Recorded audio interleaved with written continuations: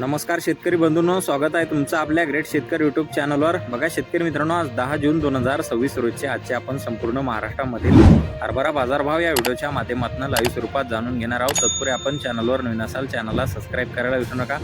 बघा शेतकरी मित्रांनो, महाराष्ट्रामधील हरभऱ्याचे बाजारभाव 5500 ते 5700 ते 800 रुपयापर्यंतचा बाजारभाव मिळालेला आहे।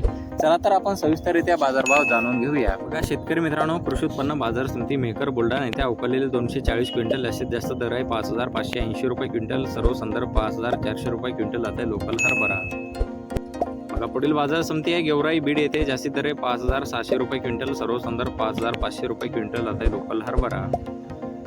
बघा पुढील बाजार समिती आहे जामखेड अहिल्यानगर येथे जास्तीत दर आहे 5400 रुपये क्विंटल, सर्व संदर्भ 5200 रुपये क्विंटल आता लोकल हरभरा।